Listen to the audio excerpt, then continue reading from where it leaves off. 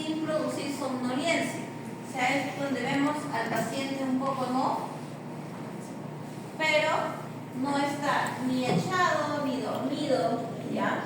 Ante cualquier estímulo externo, yo hago esto y el paciente se levanta y después se vuelve echado. Y está como que ido, ¿ya? Ahora, pueden existir efectos más profundos que tranquilicen y generen somnolencia e hipnosis, ¿ya? Una hipnosis ligera, ¿ya? Todavía no llevamos al paciente a un grado de inconsciencia, ¿no? Hay algunos fármacos que le generan eso, ¿ya? Entonces, el primer ejemplo, el que me reduce la ansiedad y la sensación de tranquilidad, se llama tranquilizante. El segundo ejemplo, que es los sedantes, ya son los que sí me van a generar un efecto más profundo. Ahora, ¿es un fármaco específico para cada uno de esos efectos? Sí, pero también la asociación de dos fármacos me podrían llevar a un efecto sedante. Quizás utilice un tranquilizante como un sedante menor, los juntos me generan un efecto sedante potente. Entonces, es muy importante también saber cuál es la característica específica de cada fármaco para saber qué combinación me puede generar una buena sinergia, ¿no? Y algo muy importante para lo cual quiero partir, y esto tiene que ser una premisa que ustedes tienen que llevarse en anestesiología, es que es sumamente importante tener en cuenta que mientras mejores y mayores combinaciones tengas, va a generar que la dosificación reduzca y evidentemente, ¿cuál es el beneficio de esto? Menos efectos secundarios, ¿ya? Mientras menos dosis sea el fármaco, obviamente estamos más lejos de los efectos adversos, ¿no es cierto? Pero también estamos más lejos del efecto terapéutico. Pero ¿cómo lo ayudamos? Con otro fármaco, ¿ya? Entonces, es importante saber qué podemos combinar para reducir la dosis y generar tanto el efecto que buscamos como la reducción de los efectos adversos, ¿ya? Por eso que a veces incluso, ¿no?, cuando no hay mucho conocimiento de este punto de anestesiología, no sé si les he comentado yo anestesia, entonces pasa, ¿no?, que cuando uno conversa con colegas a veces te dicen, ¿no?, ay doctora, pero muchos fármacos no les hace daño, o lo mismo propietarios, ¿no?, que no conocen de ellos, dicen, ay, pero mezclar tantos fármacos no les es peor, no les hace daño. O sea, no, por lo contrario, ¿no? O sea, estoy utilizando lo mejor de cada mecanismo para generar el efecto que espero y evidentemente reduzco los efectos adversos. A pesar de que quizás hago combinaciones de muchos fármacos, no estoy necesariamente haciendo trabajar más el hígado, ¿no? Porque quizás utilizo combinaciones de fármacos que específicamente son un medio de metabolización. Si bien puede ser en el hígado, utilizan menos procesos de metabolización, entonces más bien luego trabajar menos, ¿no? Entonces esas ventajas son las que yo debo considerar de por qué utilizo tantos fármacos y combino tantos fármacos, ¿ya? Y justo es eso, ¿no? La neuroleptonalgesia es el efecto sedante profundo y analgésico, que no se va a generar con un solo fármaco, sino se genera como una combinación, principalmente de tranquilizantes y opioides, o también puede ser sedantes y opioides, ¿ya? Pero vamos a buscar justamente eso, ¿no? Es esa sinergia. Dime. Sí, ¿qué tan viable es que a través de esa combinación internacional se pueda sostener el efecto que yo uso en tiempo? Que se pueda sostener en el tiempo. Es que ahí tenemos un detalle. El tiempo que tú vas a generar para sostener un efecto va a depender de los efectos de cada fármaco, ¿no? Un ejemplo, yo uso un alfa-2 agonista, lo combino con un benzodiazepínico y lo combino con un opioide. Más o menos esa neuroleptonalgesia de 3 fármacos, ya, vamos a decir dexmedetomidina con midazolam y abutorfanol, ya, que me va a generar un efecto prolongado, quizás no tan profundo a nivel, no me va a modular la analgesia tanto, pero si yo lo que busco, por ejemplo, es hacer una sutura, ¿no?, quizás muy compleja, me puede servir esa estrategia que te acabo de mencionar. Y más o menos me va a durar lo que es el efecto sedante unos 30 minutos, ya aproximadamente, suficiente como para hacer quizás una resolución, no es un perro mordido, ¿no? Ya, quizás por ahí podemos solucionar lo que es una sutura bien hecha, con una analgesia adecuada, al menos para el proceso de lo que es la sutura como tal, ¿no? Incluso el efecto analgésico que me genera ese opioide me puede durar hasta 2 horas, ¿no? ¿Ya? Entonces, para ese tipo de manejo me funciona bien. Quizás si yo lo que voy a hacer es una, no sé, una cistotomía, ¿ya? Yo utilizo esa estrategia que te acabo de indicar. Eso no me va a generar, obviamente, pues el efecto que en tiempo y en potencia de analgesia como para llevarlo toda la cirugía. Entonces, en esos casos, esa estrategia que te acabo de dar se convertiría en la medicación preanestésica de todo ese proceso anestésico. Entonces, a eso yo le agrego un anestésico que me va a generar el sueño, o sea, por ejemplo, un propofol, ¿ya? O un lisoflorano, ¿no? Que ya me va a generar la hipnosis del paciente, ¿ya? Entonces, ahí obviamente necesito combinar los 3 primeros con un hipnótico, ¿ya? Para poder generar el efecto tanto en tiempo, que obviamente lo voy a hacer mediante un mantenimiento anestésico, o sea, el mismo hipnótico lo voy colocando de manera persistente en todo lo que me dura la cirugía, ¿no? Aproximado 1 hora, 1 hora y 20, dependiendo de lo que haya que hacer, ¿ya? Entonces va a depender mucho de eso, ¿ya? De los efectos. Fármacos que quizás yo lo pongo y espero que le pase su efecto, un barbitúrico, que no, quizás no lo mantengo como tal, ¿no? Pero ya vamos a, cuando veamos los barbitúricos tienen sus cositas que no son tan bonitas. Ya, listo. Entonces, cuando hablamos de tranquilizantes, estamos hablando que va a haber una depresión del sistema nervioso central sin hipnosis, o sea, el paciente está consciente en todo momento, ¿no? No van a funcionar como analgésicos. Son muy usados quizás en evaluaciones clínicas y ciertos procesos en animales indóciles, o sea, manejan bastante bien lo que es la parte de la ansiedad, ¿ya? Y la tranquilización, y sobre todo manejo de lo que sería la parte conductual de agresividad, ¿no? Entonces algunos pacientes que quizás son agresivos, para solamente hacer una revisión física podemos utilizar un tranquilizante, ¿no? Quizás si tenemos un paciente que es muy inquieto, muy loco y queremos solamente hacer una prueba de cajón, ¿ya? ¿Saben qué es la prueba de cajón? Ya. La prueba de cajón es el movimiento que hago en la rodilla, ¿ya? En la articulación de la rodilla para poder evaluar la ruptura del ligamento cruzado, ¿ya? Cuando tengo ruptura del ligamento cruzado, ¿qué va a pasar con esa rodilla? Se va a salir de su sitio, ¿ya? Entonces, eso es lo que yo busco probar, que es sumamente rápido ese manejo. Pero ¿qué pasa si yo tengo un paciente con dolor y un paciente sin inquieto, ¿no? Un bulldog inglés. Imagínate, el bulldog inglés no lo puede ni voltear, no puede ni agarrar, encima le duele, ¿no? Entonces, por ejemplo, le pones un poco, no mucho tampoco, porque los brachycephalos no le puedes poner mucha dosis de, por ejemplo, la cipromacina. Le pones un poco de cipromacina solamente para que se tranquilice, haces el movimiento y listo, ya está. Positivo o negativo, ¿ya? Entonces puede ser una opción, ¿no? Ahora, podemos,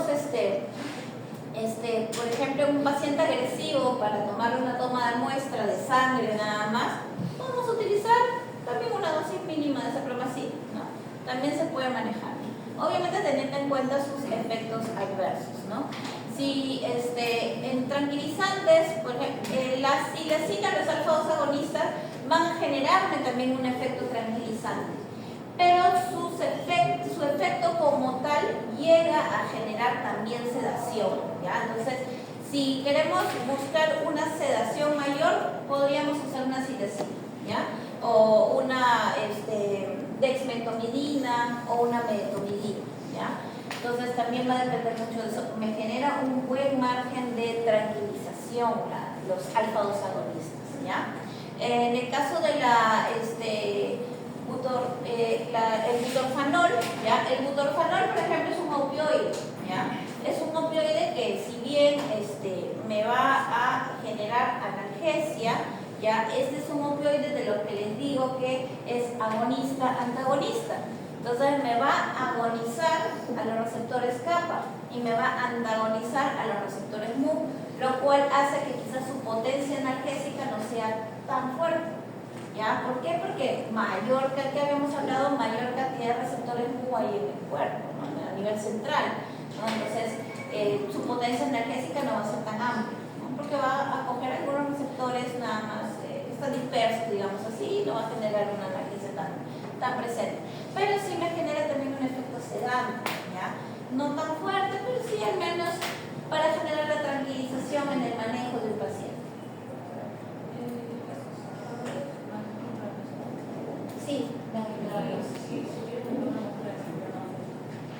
no me va a generar afección en los glóbulos blancos ni a nivel enzimático, ¿no? Por ahí quizás hay algunos factores que me pueden generar leucograma de estrés, que es la alteración de algunos glóbulos blancos específicos, que ya en el caso a la interpretación clínica yo lo puedo discernir, ¿no? O sea, si yo justo veo, pues no ese mismo plano, monocitos altos, leucocitos altos, reducción de eosinófilos, entonces yo veo todo ese patrón, digo, el paciente nervioso, no, esto no es específico de alguna enfermedad, es el leucograma de estrés. Entonces ya lo sé discernir, ¿ya? Ahora, ya, vamos a hablar primero de las fenotiacinas, ¿ya? Como les decía, las fenotiacinas, como el promacil, la cipromacina como tal, ya es el antitodo, ¿ya? Entonces, ¿qué los hace tan buenos y tan peligrosos a la vez? Que antagonizan muchos receptores, ¿ya? Entonces, ¿qué es lo que hacen, no? Como vemos aquí, ¿no? La dopamina, por ejemplo, va a buscar su sitio específico, ¿no?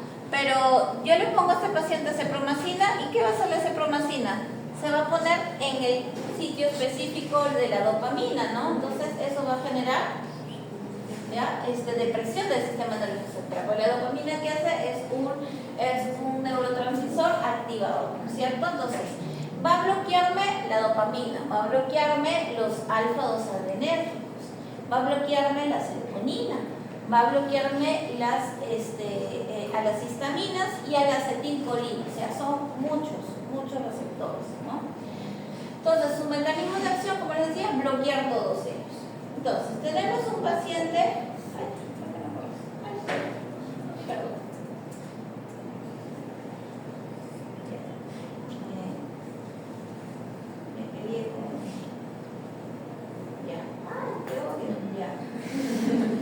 Ya está. Entonces, por ejemplo, ¿no? Tenemos un caballo. Entonces, un caballo, cuando está estresado, ¿qué pasa? Empieza a sudar, ¿no? O sea, vamos a ver sudoración, ya vamos a ver un aumento en la frecuencia cardíaca, excitación, estrés, agresividad, ¿no? En todas esas circunstancias, ¿no?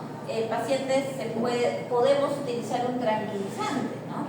¿Por qué? ¿No? Vamos a bloquear tanto adrenalina, dopamina, serotonina, la acetilcolina y histamina, ¿no? Si buscamos reducir la segregación de glándulas, ahí ¿quién me estaría ayudando? El bloqueo de la acetilcolina, ¿no? Reducción de frecuencia cardíaca, obviamente a través del bloqueo de la acetilcolina también voy a reducir la frecuencia cardíaca. ¿Dónde más? La adrenalina, el bloqueo de la adrenalina también me va a reducir la frecuencia cardíaca, ¿no? Así como los receptores dopaminérgicos se bloquean, también me reduce la frecuencia cardíaca. El estrés, la excitación, en los alfa-2 adrenérgicos, si yo lo bloqueo, también me va a generar este efecto de reducción de la producción de norepinefrina, entonces también me genera la relajación, ¿ya? Y eso, por ejemplo, pacientes que son agresivos, los tranquiliza, ¿ya? Entonces, cuando bloqueamos la dopamina, como vemos aquí, el receptor dopaminérgico, principalmente el dopaminérgico 2, ¿qué les dije acerca del 2-dopaminérgico 2? ¿Qué más pueden hacer aparte de, obviamente, evitar que se genere el efecto excitatorio de la dopamina? ¿A quién más me van a regular? ¿Dónde también están los D2? En el centro del vómito.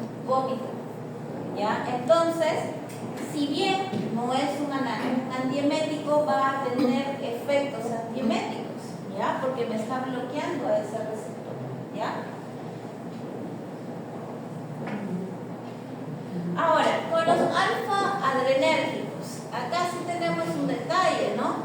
Vamos a, hablando principalmente de los alfa-1, ¿ya?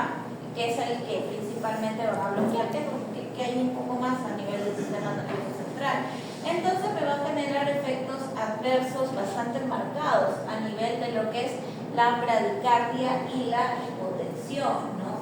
La bradicardia, porque vamos a ver que va a haber un control cardíaco, o sea, se va a reducir lo que vendría a ser la motilidad cardíaca a través de la poca estimulación de los neurotransmisores adrenérgicos, ¿no? O sea, no se va a dar, después va a haber vasodilatación. Y cuando tenemos un vaso dilatado, ¿qué es lo que pasa? ¿Qué es lo que le pasa al vaso sanguíneo cuando el vaso se dilata? ¿La sangre va a presionar igual o no? No, porque tiene más espacio. Entonces, al tener más espacio, presiona menos. Y eso que me genera hipotensión, ¿ya? Entonces, esa es la parte que no es bonita, ¿no? de los fenotiazínicos. Ahora, a nivel de los vasos sanguíneos, eso es lo que les decía, sucede esto, ¿no? Vemos que el diámetro de lo que era así, ¿ya? Y la sangre llenaba todo el diámetro, chocaba, digamos, por toda la pared, ¿ya? Se sentía una fuerza adecuada, ¿no? Pero si el vaso sanguíneo aumenta de diámetro, ya no va a sentir esa fuerza adecuada y el cuerpo lo va a traducir como que no tiene sangre, ¿ya? Y empieza a generar mecanismos de compensación, ¿ya? Uno, la taquicardia, porque va a querer que el cuerpo empiece a obviar más sangre, porque piensa que no tiene tanta sangre.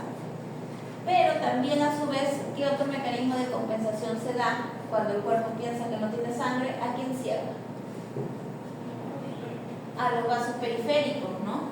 Y cuando cierra los vasos periféricos, ¿quién es el primer órgano que se ve afectado?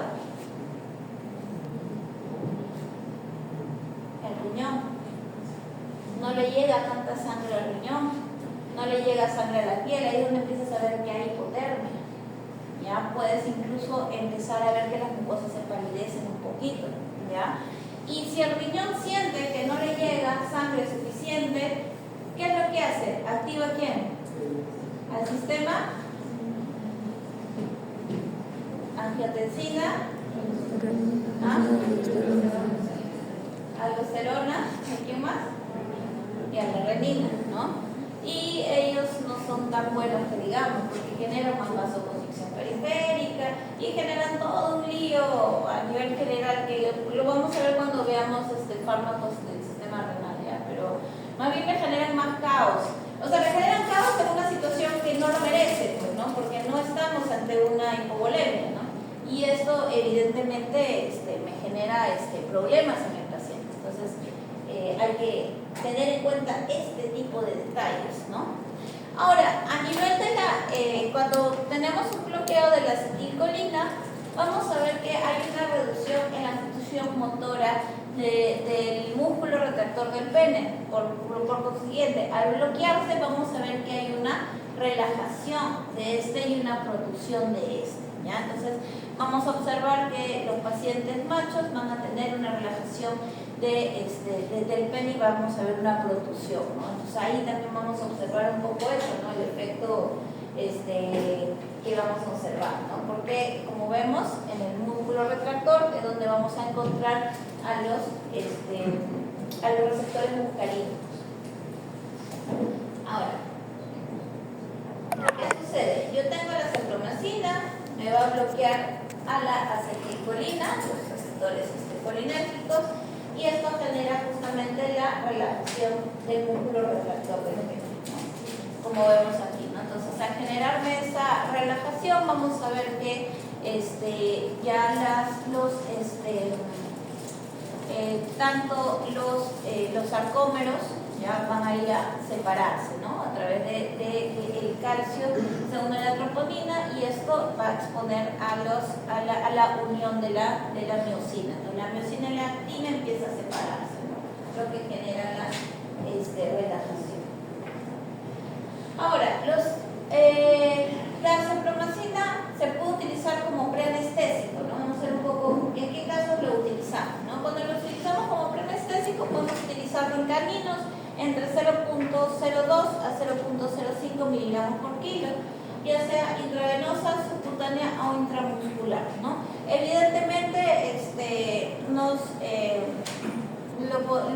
vamos a ver un efecto más rápido si lo aplicamos a nivel intravenoso.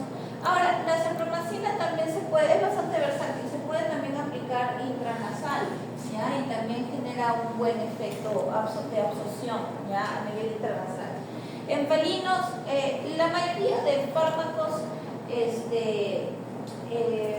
anestésicos vamos a observar que necesita una mayor dosificación en felinos, ¿ya? Entonces en felinos vamos a observar que necesitamos una dosis de 0.05 a 0.2 miligramos por kilo, ¿no? La misma vía de administración. En felinos sí no se suele utilizar la vía de administración nasal, ¿ya? Por la dificultad en la especie, por el tamaño y diámetro de la nariz, ¿no? No se utiliza, por practicidad básicamente, ¿ya? Entonces, tengamos en cuenta que estas dosis van relacionadas a el uso único, ¿ya? Cuando hacemos combinaciones con otros fármacos, justamente lo que les decía, ¿no? Tenemos que tener el conocimiento de, yo no combino, por ejemplo, la centromicina con un alfa-2 agonista, con una silacina, ¿no? O sea, ya me bloquea los alfa-1 y la silacina también. Entonces, si yo combino estos dos fármacos, ¿qué es lo que potencialmente pueden realizar? ¿Ah? Ya, va a ser mi mecanismo de compensación transitorio inicial, pero de ahí va a haber radical. Ya, pero ¿qué es lo que me generaría como efecto adverso mayor peligro?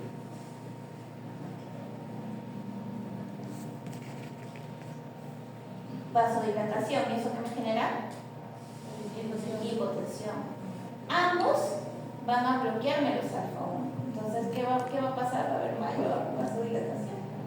Y entonces ahí tengo que tener bastante cuidado con esta combinación. Pero, por ejemplo, ¿no? Si yo combinara efectos similares, ¿qué debo hacer? Reducirle la dosis, ¿ya? Entonces, de esa dosis yo le reduzco más la dosis, ¿ya?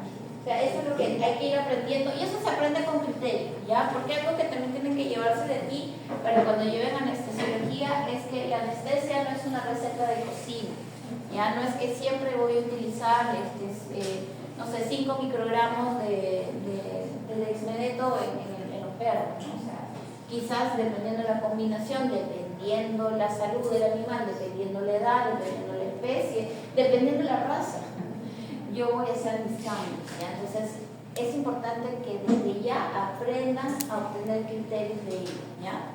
Hasta el temperamento puede cambiar una estrategia anestésica entre un animal y otro, ¿ya? Entonces, deja al paciente en un ambiente tranquilo, ¿ya? Por el tiempo que demora este fármaco para poder llegar a absorberse y generar todo su efecto, aproximadamente puedes esperar unos 15 minutos para observar la tranquilización del paciente. Ya puedes empezar a ver el efecto como tal quizás entre los 5 o 7 minutos, pero si tú quieres esperar llegar al punto tope, es importante que esté en un lugar tranquilo. Acuérdense, la acetaminofen va a generar tranquilización, ¿ya? Entonces, si yo lo tengo a mi paciente en un ambiente donde hay mucho ruido o donde hay mucho estímulo, no voy a lograr generar el efecto de tranquilización. ¿Por qué? Porque también se empiezan a segregar neurotransmisores excitatorios. O sea, si el paciente se siente en peligro, va a empezar a segregar y va a haber competencia de receptores, ¿no? Y a ver quién gana. Entonces, a las finales, como que mitad se va a excitar y la otra mitad va a relajar, a bloquear, y no se va a generar el efecto que espero. Si yo quiero buscar un efecto de tranquilización, siempre luego de colocarle la medicación, tengo que tenerlo al paciente en un lugar tranquilo, ¿ya? Entonces, y justo esto me dificulta bastante en aquellos pacientes que son agresivos o están agitados, ¿no? Porque ya tengo a esos receptores ocupados, ¿sí? Tengo estos receptores ocupados con neurotransmisores excitatorios que ya salieron, pues, ¿no? En estos pacientes que son agresivos, porque ya se encontraron en peligro, se sintieron en peligro y empezaron a segregar esos neurotransmisores, ¿no? Entonces, el tenerlo en un lugar tranquilo hace que ya el cuerpo regule eso, libere los receptores y la acetaminofen se posee, ¿ya? Entonces, el incremento de dosis no genera genera mayor efecto tranquilizante, ¿ya? Lo que yo tengo que esperar es que esos receptores se liberen, no aumentar más cantidad de fármaco. Pero si aumento más cantidad de fármaco, ¿en qué yo sí puedo tener peligro? En generar mayor efecto hipotensor, ¿ya? Entonces, tener mucho cuidado de eso, ¿ya?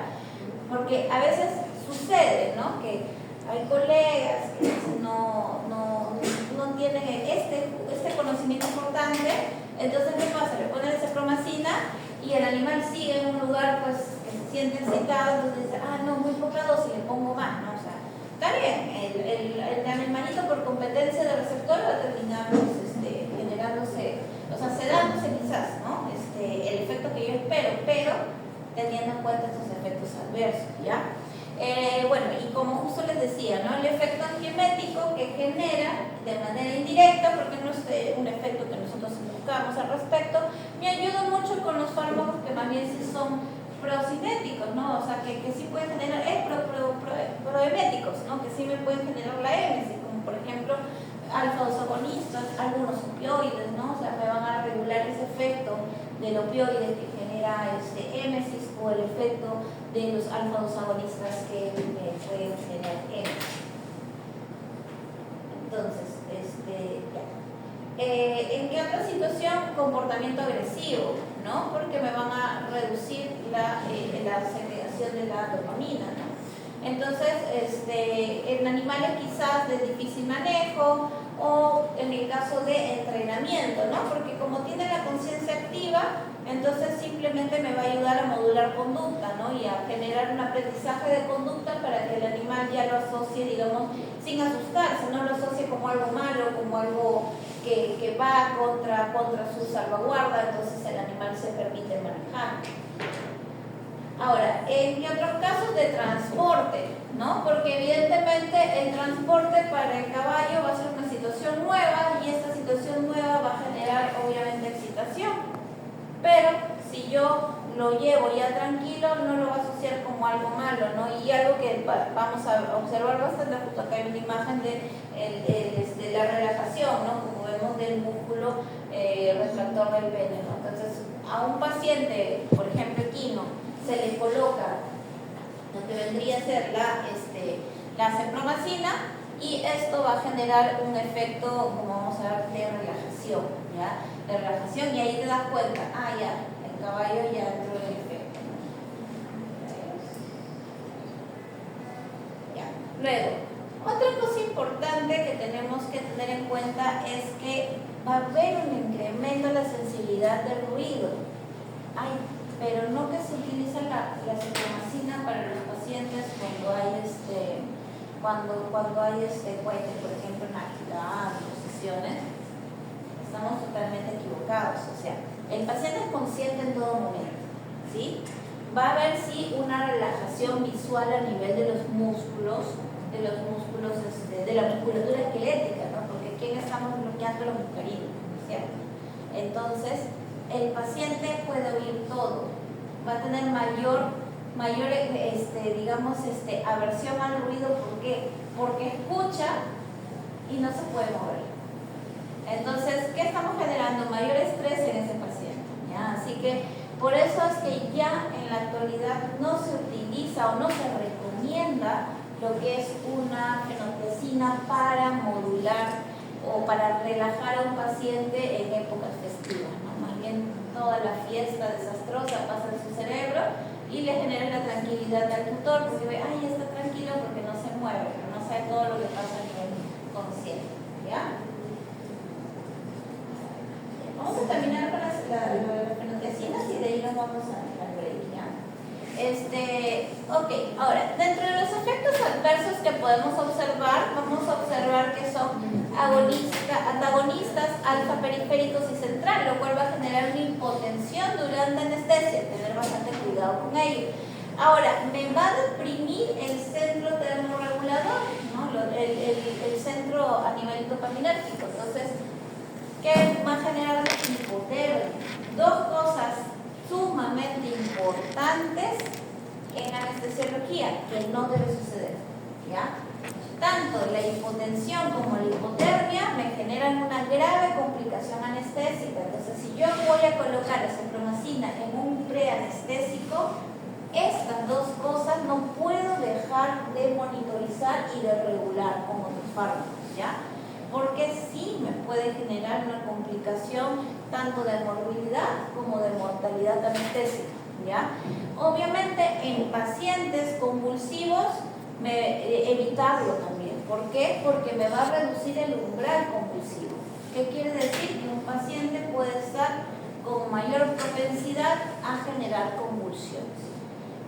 ¿Qué fármaco podría quizás atenuarme un poco ese efecto? Si yo utilizo dentro de la combinación entre un midazolam y un diazepam, ¿ya? Que tiene un mejor efecto a nivel de lo que sería control de convulsiones en comparación al midazolam, ¿ya? Y obviamente la bradicardia que se ve más en brachiocéfalos, sobre todo en boxes, ¿ya? Entonces, en brachiocéfalos, y si tienen boxes y tienen mucha necesidad de usar acepromacina para generar tranquilización del paciente, utilízalo a la mitad de la dosis en una dosis muy, muy mínima, ¿ya? Teniendo en cuenta que en estos pacientes ya hay mayor predisposición a la bradicardia, ¿ya? En tal caso, podemos utilizar otros fármacos que me generen un efecto más adecuado o menos, ¿no?, agresivo con referente a los efectos bradicárdicos, ¿ya? Manejo de agresividad en porcinos, tenemos la azaferona, ¿ya? Que es un derivado de una multiferona que funciona muy similar a los fenotiazínicos, ¿ya? Me va a ayudar a bajar la excitación durante los partos, a reagrupación de lechones, porque como me baja la agresividad del miedo, ahí voy a regular esto, el transporte de animales, las cirugías menores y exámenes de rutina, ¿ya?, en estas especies. Ahora, hablando de por ejemplo, el Cirquene, que es un hidrolítico de proteína de leche, ¿ya? Entonces, como vemos aquí, tiene dentro de la proteína de leche utilizada, tiene la caseína, ¿ya?, que se va a hidrolizar y va a generar la alfa-casozepina, ¿ya? Esta alfa-casozepina va a actuar de manera muy similar a un neurotransmisor GABA, ¿ya? Entonces va a generar la tranquilización del paciente, ¿ya?, a través de, viene a ser un nutracéutico, o sea, no es un neurotransmisor natural del cuerpo, digamos, que va a funcionar como si fuera un GABA, ¿no? Entonces va a tener la misma afinidad al receptor GABA y va a generar la tranquilización del paciente, ¿ya? Muy bien, hasta aquí nos quedamos, hasta el break, ¿ya? Vamos a dar 10 y 20, no vamos a terminar esta parte porque si no vamos a buscar para que vamos a dar 10 minutos más. Ya, a ver, sedantes, ya.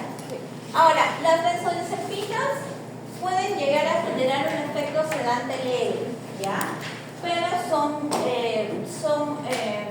reconocidos más como tranquilizantes, ¿ya? Entonces son tranquilizantes que tienen potencial efecto sedante. Entonces, ¿qué efectos me van a dar? Un efecto hipnótico muy leve, pero sin llegar a generar inconsciencia. Ya son sedantes, son ansiolíticos y son antiepilépticos, ¿ya? Me van a regular muy bien a aquellas pacientes que sufren de epilepsia.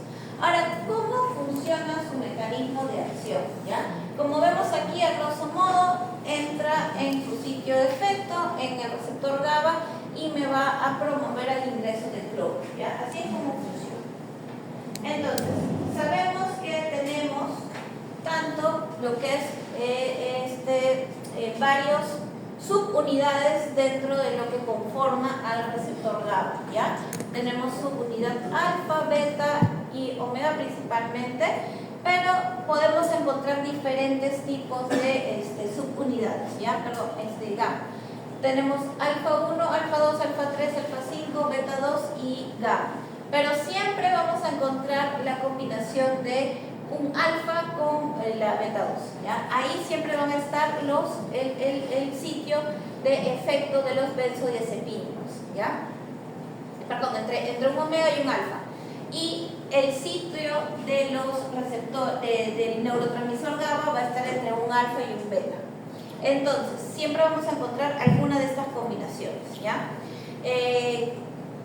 El benzodiazepínico, para poder funcionar, ¿ya? O poder generar la apertura del canal, siempre va a necesitar que esté estimulado previamente por el neurotransmisor GABA.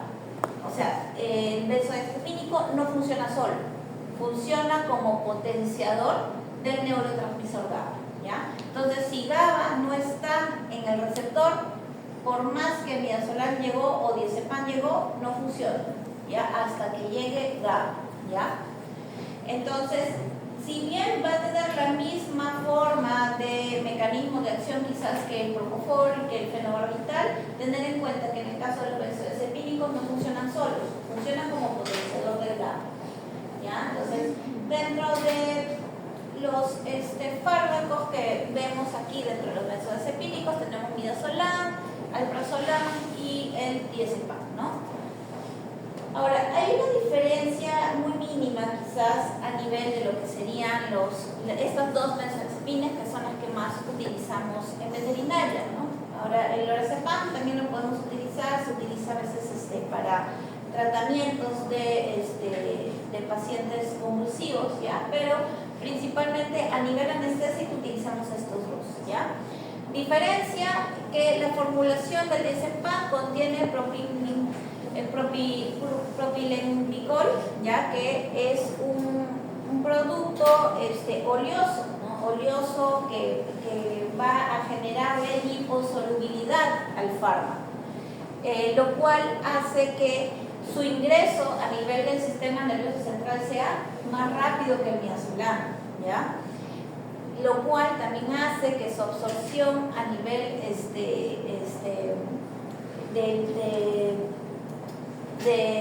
de la aplicación intramuscular también se dé, ¿ya? O sea, también lo puedo aplicar a nivel intramuscular, diferencia del midazolam, que no, si bien lo puedo aplicar, el efecto para que pueda ser absorbido va a ser más lento todavía. Pero siempre la primera opción de aplicación del fármaco siempre va a ser intravenosa, ¿ya? El midazolam también lo puedo aplicar incluso a nivel subcutáneo, porque es hidrosoluble, ¿ya? Ahora, el diazepam, por ejemplo, me va a generar dolor su conformación así oleosa va a generar dolor cuando lo aplico intramuscular, ¿ya? Entonces, por ejemplo, cuando lo aplico en felinos, tener cuidado de más bien ver un efecto excitatorio a la hora de aplicar, ¿no? Porque genera un poco de dolor. En cambio, el midazolam no lo genera. Otra cosa es la mezcla con los fármacos. Cuando yo mezclo el diazepam con otros fármacos, puede generar precipitación. ¿Con cuál no genera precipitación inmediata? Con ketamina. ¿Ya? Yo puedo combinar diazepam con ketamina en una misma jeringa, pero ponerlo inmediatamente. Si yo lo dejo a un costado, sí podría precipitar. Pero con otros fármacos no se debe mezclar. En cambio, el midazolam sí. El midazolam yo puedo ponerlo todo en una misma jeringa y no me va a generar precipitación, ¿ya? Y bueno, esas son las principales diferencias, ¿ya? Ahora, dentro de los dos también una diferencia importante es que el midazolam tiene un efecto más estable y es más afín al receptor, ¿ya? Si bien el diazepam ingresa más rápido, tiene, por decirlo así, la mitad de afinidad que el midazolam, ¿ya?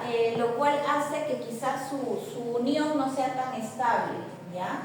Pero sí llega y por eso que el midazolam termina siendo un poco más potente que el diazepam. Por eso que el midazolam tú utilizas una dosis un poco menor que el diazepam, ¿ya? Entonces tener en cuenta ello.